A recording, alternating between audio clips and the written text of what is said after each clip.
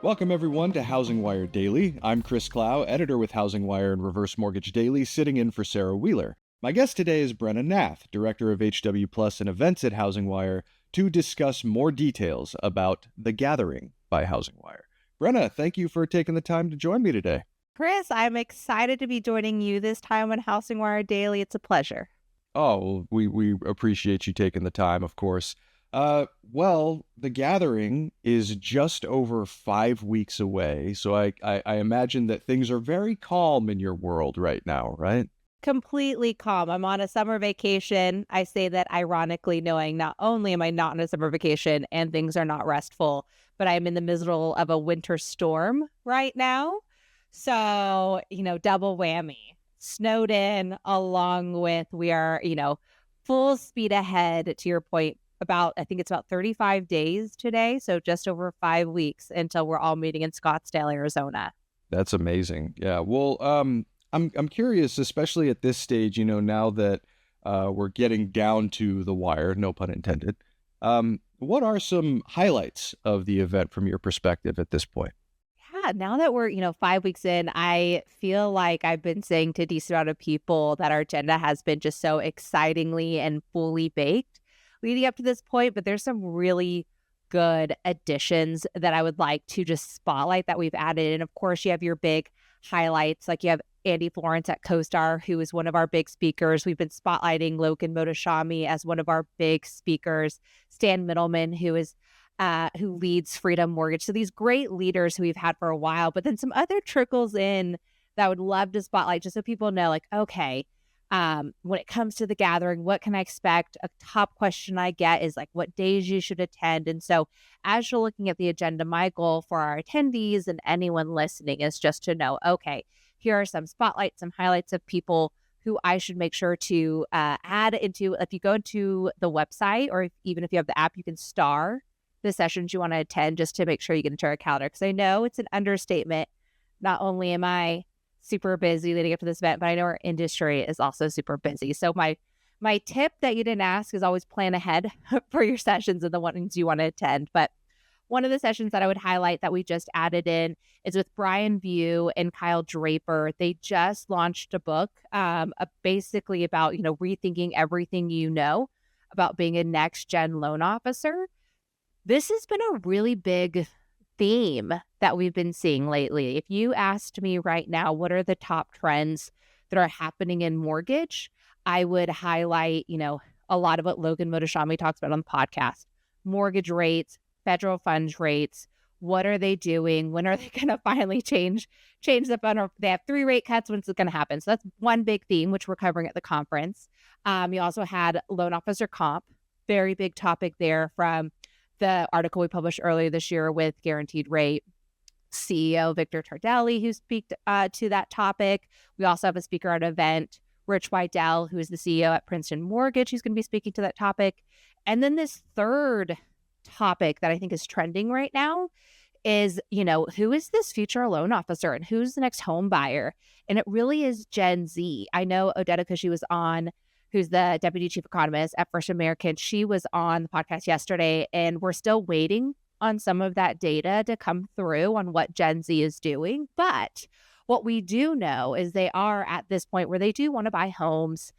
They research in a different way than we do. I joke, Gen Z has entered the homeownership chat, but have you entered the chat? Because they're not on Google. They're not on the lead list that maybe you're used to. They're on TikTok. They're on different platforms really doing the research. And it will never not blow my mind listening to the story of a mom saying her daughter was willing to buy a home and she came up to her the next day and was like, oh, don't worry, Mom. I did all my research on TikTok. I know exactly how to approach this. And so I think that's important to call out, and something that Kyle Draper and Brian View, who will be on stage, kind of unpack. What does this next gen loan officer need to do? Because for one thing, I think there's pros and cons to them being on social media. I think there's a lot of great information out there, but there's just as much misinformation out there. You have these next gen loan officers who are possibly going to that medium, willing to go onto TikTok, and they are newer. Maybe they don't have the same experience. Some of them do, so I don't want to paint them with a broad stroke, but ensuring that you're there as well. And I think one of the things that they called out on their podcast interview, you can go listen to it with Clayton Collins, our CEO on Powerhouse, is where they basically say you have these managers who are going, yeah, I tell my whole team to get on social media. And they're like, well, are you? And they're like, no, I'm not on it. And then it's like, oh, okay. Like, there's a disconnect there too, And so if you ask me right now, like what is the message to the gathering? Our audience is this, rising stars and higher is what I say. And this message for next gen loan officers is not just for your originating production team. It's not just for real estate agents. It's for the entire company. I think everyone needs to be aware. Pipeline growth is a big area of interest. And so you have this huge opportunity with something like TikTok, where a lot of the ads can be free, though I know there's a lot going on with TikTok right now. We don't need to go into that as much. But, the main theme in all this is where are the areas that you should be exploring? And so they'll be on stage talking about that. We also have another session with Greg Scher, who leads the influencer division over at NFM Lending. He'll be on stage with James Kleiman, our managing editor, who you've heard on this podcast as well, both of them actually digging more into that topic. So they'll be great people just diving into what should you be looking at for the future of growth. And then if I could jump in with one more, Chris, I'll just keep going with exciting things. Is we also just locked in Mosaic Gatling. She just transitioned over. So congratulations to her. She was on the podcast. She is now at New American Funding. They created this position for her. We had her on stage at the gathering, or I guess at HousingWire Annual last year. Since we've merged these events, we wanted to bring her back because there's still just so much more, not necessarily just to her story, but from the lessons she's learned that I think she can continue to share with our audience. The biggest thing that you'll see there is her session title is Majority Homeownership, the Future of Homeownership, basically calling out the old terminology that we have in the industry. One thing I say in that description is if you're still using the phrase minority homeownership, you're already behind. They are the majority of your pipeline coming in. They are no longer the minority. So how are you serving that market? And she talks about how New American Funding is really set up operationally to serve that market. And being in the industry with her wealth of knowledge, she can share, okay, what are the tips and tricks that other people can take away? Not just because it's important to serve this market, but because they are the future borrower, just like Gen Z is the future borrower. So going back to the themes in mortgage right now, what are the areas that you should be focused on? The future pipeline growth, where are people looking at? That's one area we're trying to make sure we deliver to attendees. Excellent. Yeah. Well, something that I'm wondering if you could speak to a little bit is just the combination, because this is sort of the culmination of two previous events that HousingWire used to put on, the Gathering of Eagles under Real Trends, of course, and an HW Annual. For people who may have attended one of those but not both, what do you think they can expect from the combined event? The gathering and what the combined event is a question that I do love to bring clarity to. I don't think I think it's one that I try to make sure people are following. So great question in the sense that it is this new flagship event that we launched. So going back historically, Gathering of Eagles was first launched by Real Trends and has had this amazing high caliber exclusive group of when it launched, our rankings winner. It used to be invite only. And then over the years, it really opened up to everyone. So just even like fixing the narrative there on the history behind Gathering of Eagles, it eventually grew into this open door event for a lot of people to attend at that, C-suite rising star level, but really cater to the real estate audience. Then you have HousingWire Annual, which we launched. I always kind of get the years confused because COVID time is a blur in all of our heads. And we had a few breaks in there because of COVID. Really kind of fully being able to grow the event post-COVID. But HousingWire Annual has historically really catered to the mortgage executive audience, appraisal, title, valuation space, along with real estate in it. So we had these two big events with these leaders on both sides. And looking at where the industry is headed when our leadership team kind of came together, it was these people need to be working together. You've seen a growth of JV partnerships. You've seen a growth of, top mortgage loan originators often like to talk to real estate agents because that's how they network. That's how they grow. And so putting these two groups in one room, we really wanted to create what we're calling the most powerful room in housing. And it's not just the most powerful room in housing because of the people who are in it, but it's also because of what they're willing to share. And so I always like to highlight that it's not just, okay, you have these big names, but there is an openness, there is a vulnerability that there's people are willing to kind of talk through. And so when we merge these events into the Gathering by HousingWire, it's a 4-day event. The middle 2 days are heavily crossover. That's when you'll get, go specifically on what the days hold. So day 1, heavily real estate. You have the deal makers in the morning, which is the historical part of Gathering of Equals. Then you go into day 2, which is Monday. The day kicks off with a lot of sessions on the real estate commissions, and then it moves into some sessions on housing and economic updates. That's where you have Logan Motoshami, HousingWire lead analyst, Mike Simonson, Altos research president. And then you also have Daryl Fairweather, who is the chief economist at Redfin. And so you'll have 3 great economic updates on where mortgage rates, interest rates, migration trends, long-term migration trends are heading. And so the 3 of them will really help you paint a narrative of not just what's happening, but what this means for you.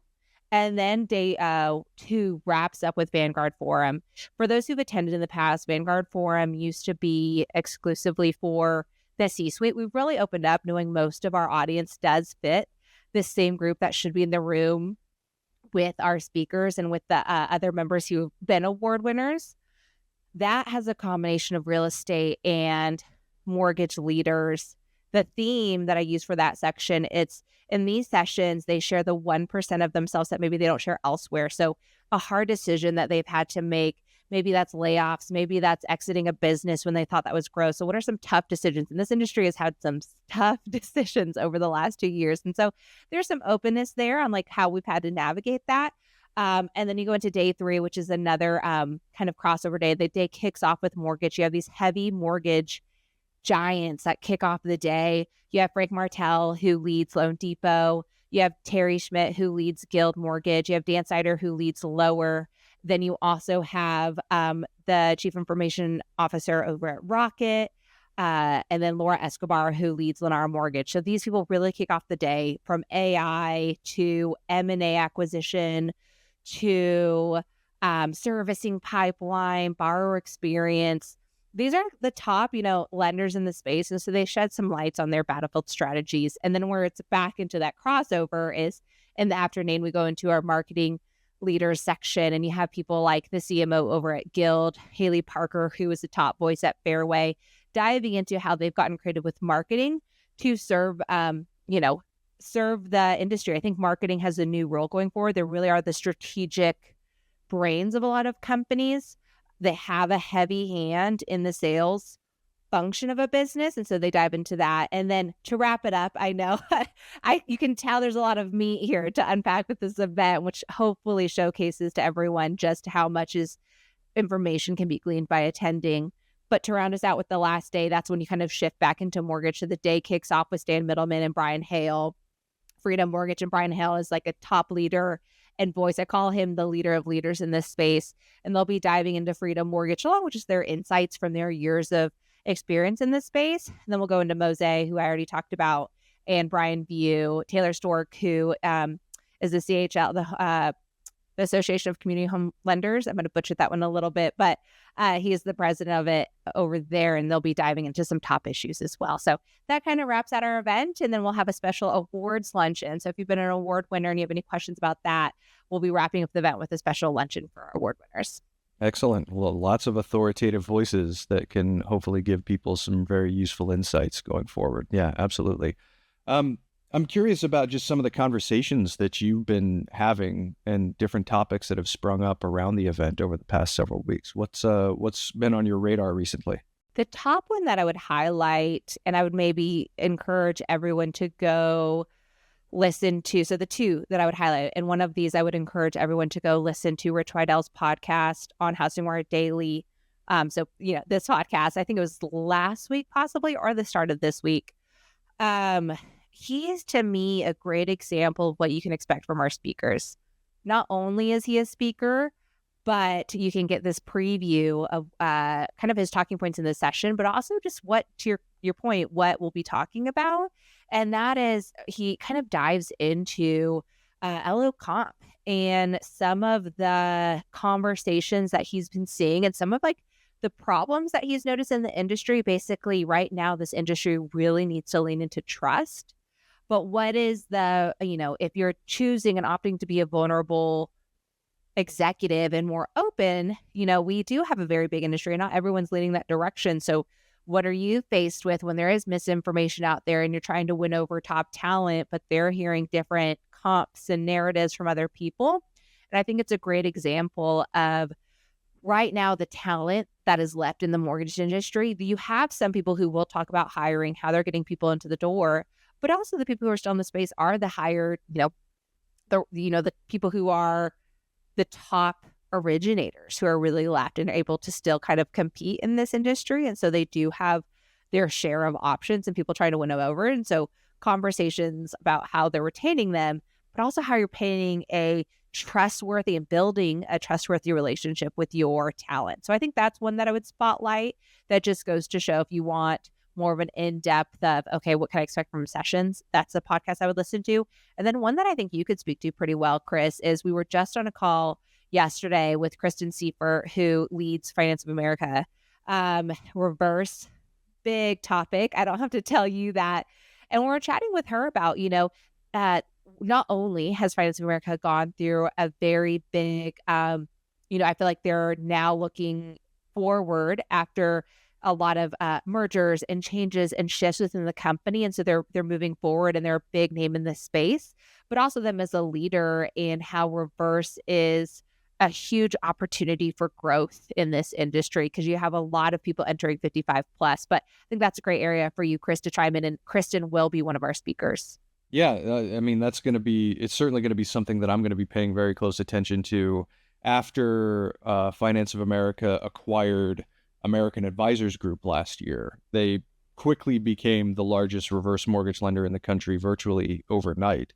And there are a lot of potential benefits that come with a combination like that for the company, not the least of which being access to the very robust and kind of ubiquitous AAG marketing apparatus that made use of Tom Selleck as a celebrity spokesperson. I can't tell you how many reverse mortgage professionals I've spoken to over the years who credit Tom Selleck with getting them business, even if they didn't work for AAG or Now FAR, just because of the strength of him as a spokesperson and his ability to connect with that audience. So there's certainly a lot of discussion around FAR's new leadership position. They recently emphasized that leadership position in an earnings report over the last week. They command something like 35% of the total reverse mortgage market share, or around that. So they're a massive player. And I think that, for the RMD audience in particular, they might find it pretty interesting that there is more of a dedicated reverse presence that's going to be at this event. And I'm going to be paying very close attention to what all the attending reverse professionals have to say about the reverse business is not isolated from the challenges that are being faced on the forward side, but it also faces some additional unique challenges as well. So hearing from these kinds of leaders about how they're charting a path forward, and I think Kristen Seifert even recently said when she was a guest of Diego Sanchez's, our president, on 10-Minute Talks, she's looking forward to going back on offense this year now that the sort of preliminaries of folding the AAG corporate infrastructure into FOA is pretty much complete. So, it'll be fascinating to see. One saying that I've heard our speakers use, because they've pushed back on survive until 2025. And instead of just thrive to 2025, it's almost like thriving through 2024 into 2025. And so still getting that rhyme there, which is, I think, a great example of what, Kristen Seifert saying we're not going on offense, and a lot of our other speakers is they're not just surviving, is they're kind of thriving through this year. And it also, not to speak for you, Chris, but I would love to call out something that we think is special about the gathering is We are a media company, and we have, Chris Clow. If you want to talk about reverse on site, Chris will be there along with, I think, 4 others from our newsroom. And not only will they be on site, but we really emphasize on site when you're on our conference floor and the foyer. We have one stage, so you don't have to compete for what you want to watch. No breakout sessions, one stage. And then when you're in the foyer, you'll see a newsroom studio that we built out. So there'll be cameras there. There's a mini podcast studio. We have mini news desks for each of our newsroom writers. And so you'll see them, be able to interact with them. We really wanted to make sure that people are able to connect with us on site. And so, not to speak for Chris, I think he's a great person. If you see him on site, say hi, along with James Kleiman, Flavia Farland-Nunes, who really reports onto our mortgage, Berkeley Hahn. And so there's our great team will be on site, and you'll see them in this content space. So if you see it's this fun backdrop towards the end of the hallway, stop by, say hi, we'll be around. Yeah, absolutely. No, please come up and say hello. I always love to interact with people who take the information that we give them and apply it to their daily lives. That's why we do what we do. So it's always gratifying to hear how people take the information and use it over the course of regular business. So no, I'm looking forward to being there, certainly. I guess as we wind this down, what do you think you can offer for people who are looking for the best ways to maximize their time at the event? Because there are going to be a lot of things competing for their attention, but there's also a lot of individualized focus that maybe some of the attendees may not be accustomed to at an event like this. What do you think they can do to most maximize their time there? I would call out 2 things. Speaking of actual insights that we're trying to provide for our attendees. The first one is plan ahead. There's a level of intentionality for anyone who goes to a lot of conferences. You'll know there's a lot of people there, there's sessions. How do you plan about your day? So one thing I mentioned earlier, we only have one stage, so you don't have to compete for what session you want to go to. But I know there's meeting on your calendars. You are busy people, so you might have to step away, come back, and go between attending sessions and maybe taking a meeting with your company. But if you are there, look at the agenda, map out who you want to see. We are running a pretty tight schedule, so you can, be sure that the session that's there will be there. So map ahead, be intentional, and the intentionality also extends to who you want to meet with. Once you are registered for the event, we have an event app. You can find all attendees there. You can message other attendees within the app. And I call that out because networking is a huge part. We wanted to bring everyone together. We have an openness and a collaboration connectedness in our event. And so, map out who you want to meet with, set that also on your schedule, and come prepared for that kind of intentionality. I know I've said that word like 20 times now. The second part that I would emphasize is the networking opportunity. So I know there's intentionality, but we have a lot of take advantage of. We have a pickleball tournament. We have wine tasting. We have a fun dinner on Monday night. We're calling it like the Gathering Fiesta because we'll have a DJ there. And so something I'm very passionate about is when it comes to how do you craft an environment for people to feel like they can approach someone, because that can be scary no matter what level you're at. Not all of us are extreme extroverts. And what I try to craft as an event director is the ability to put on a different hat. And so it's one thing to walk up to someone and maybe you're nervous because you do have a sales role, or you want to meet this person because you're trying to grow your career and ask them for advice because you want to be where they are eventually. When you get to put on a different hat, like a pickleball competitive hat, you get to approach someone on a completely different term. And I think it makes it easier. I think everyone feels like they're in a different, headspace. You don't have your work hat on. And I would encourage people to take advantage of that. I know it can be a little nerve-wracking going into some happy hours, but our goal is to make sure that these are spaces that people are coming together with this openness to chat and say hello, meet new people. So I'd encourage you to attend the networking events, put on a different hat, not just your working hat. We choose resort-style hotels for a reason. Because even if it's not the events that we put on, there's a really fun pool at the Camelback. There's hiking trails. Maybe you'll run into someone hiking Mount Camelback. It won't be me this time, but maybe you'll run into someone else. And so take advantage of those opportunities and be intentional while you're there planning out what sessions and people you want to meet. Excellent. I think that's really good advice, especially when there are so many topics of interest. And, if someone does feel maybe taken away to a meeting they have to attend, then, that's one thing. But there are so many different kinds of opportunities to connect with different peers. And I'm looking forward to seeing how everything is going to come together out there at the Camelback. So, Brena, is there anything that we missed? Is there anything that you think should be spoken to before we let people go? Yeah, I would just emphasize where you can find out more information. So if you go to housingwire.com, you'll see in our navigation bar at the top, events, go to the gathering to learn more. And then also the event, we keep talking about sunny Scottsdale. The exact event dates are April 21st through 24th. So right over 5 weeks away. But that doesn't mean it's too late to sign up. We have plenty of options all available for you to come maximize the event. And if you have any questions, feel free to reach out to me, Brena, Brena, at hwmedia.com, or you can go to our events email, which is events@hwmedia.com. So feel free to learn more. I'm here to answer any questions. And thank you, Chris, for letting me talk about something that I am super passionate about. I know I crammed a lot in here, but I hope someone was able to get some good nuggets of what to expect.